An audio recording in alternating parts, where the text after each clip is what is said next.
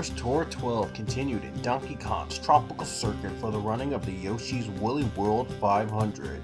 Michael Walton led the pole, and this was a very popular track of the NASCAR Pole Mod Cup series because of a lot of elevation changes on this course. It goes up and it goes down, and it sets up for a lot of wacky, wild racing that'll go bananas. But anyway, right off the bat, a lot of drivers wrecking on the first corner, but surprisingly, that did not cause a caution. And you see the 88 Cody Hagan getting hugging the wall right there, losing a lot of momentum and falling out of the top 10. Dion Scott also does the same thing in the 30, but he spins out as well, and that didn't pull out a caution. Neither did this, which I was surprised to look back at, and this did not pull out a caution. Benjamin Miles, everybody else kept wrecking as well. Everybody spinning. There you see the 2 Dylan Young getting spun out by the 40 of Austin Talley, and wow, it's a tough start for many of our drivers today. It didn't happen until the second lap that the first caution came out, and again it was Benjamin Miles, but Matt McIntyre, Johnny Gardner also spun on the corner as well. So 24, 25, and 26, already some trouble on the very first lap. And there's number 20, Connor Breton, getting contact with the 7 of Aaron Frank, and that would also pull out our first caution of the race. Nicholas Guerrera, he already had damage from the first caution, gets contact with Aaron Frank, and he gets his race goes from bad to worse. On the restart, by the way, Walton led to the restart and 4 wide for second, but Webster Zangardi lost momentum along with Roman Rahal, getting hit on the first corner wall and then separating the field. He would drop below to the top 10. Anyway, a second caution came out. Chris Washer, Roman Rahal himself, Isaiah Bernash spun out on the second caution of the race. Walton still led on that caution, but a battle for second would brew between Mark Riggleman and Mason Wood. But Mason Wood is going to get the preferred line coming off the corner, and he would keep the second spot away from Mark Riggleman. Anyway, here's a tour around the course.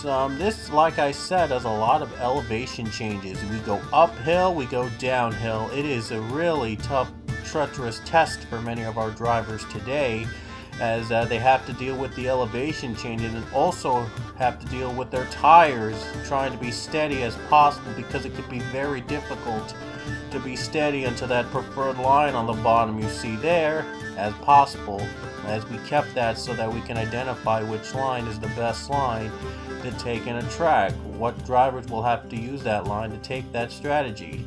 But anyway, there are a lot of up and down all around racing, and it's exciting as well because it allows for more passing than usual road course races.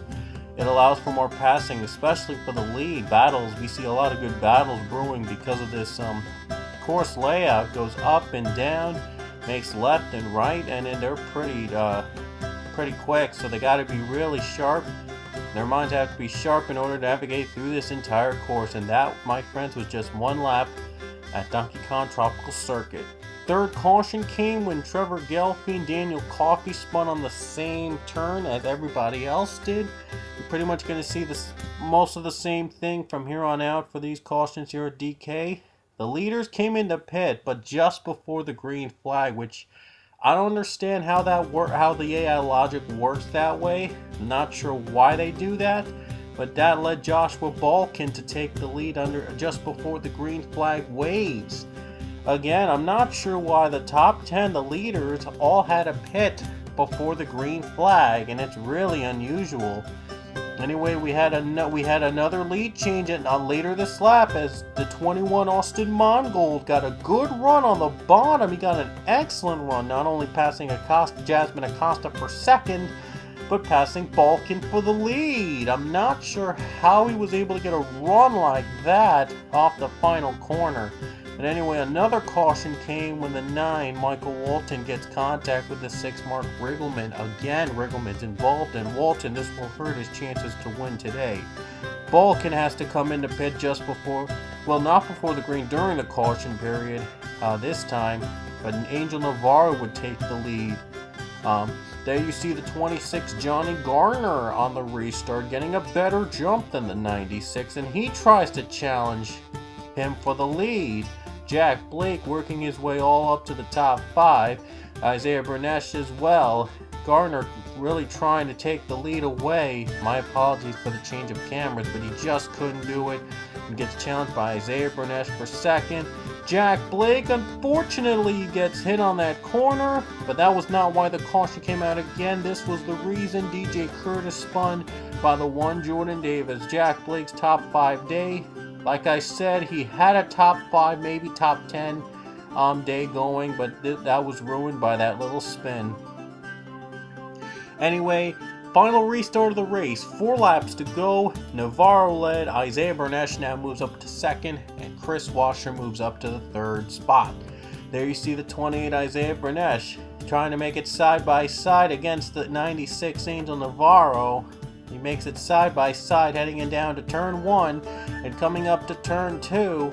Bernesh looks like he might have the edge this time over Navarro. Washer still trying to find room to make a move of his own. Coming down to the S curve, Bernesh, Navarro side by side. Bernesh gets loose. He gets hit the wall. Navarro loses momentum, and Chris Washer takes the lead on that wild sequence of racing there on that lap alone. He knows that the next caution will end the race, and Bernesh really tried to get aggressive with Navarro. He tried, but he just fell short on that corner. Just got too loose on the turn. Navarro survived, but he lost momentum and the lead to Chris Washer. And now he's trying to protect second from Johnny Gardner and Nathan Hudson.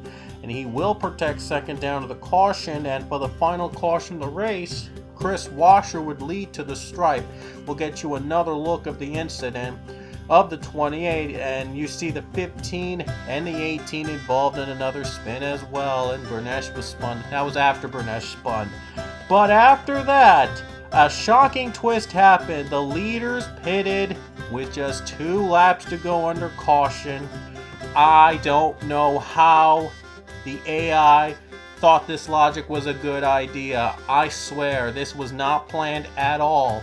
Leah Walker took the lead after pit stops, and coming off the final corner, she wins the Yoshi's Woolly World 500. Wow, no one expected Leah would win this race. I didn't even talk about her all day today, but all the other drivers in front of her pitted before the caution flag, and Leah just happened to be in the right place in the right time to take the checkered flag here at Donkey Kong's. Again, unexpected result as Walton's slow. He would have ran out of fuel. We had an extra caution lap, but he'll have to settle for second. By the way, Leah Walker, as you see the results on your screen on the left, earns her 14th career win in the NASCAR Pokemon Cup Series. Now she's tied for the lead for the all-time wins lead with teammate Pichu. The great Pichu is Pichu. See, Pichu finished in 41st. Chris Washer had to settle for 31st, by the way, after pit stops. But man, was it an unexpected finish. We'll have dual races next at the world-famous Monaco circuit. The Santander Showdown returns. See you in Monaco.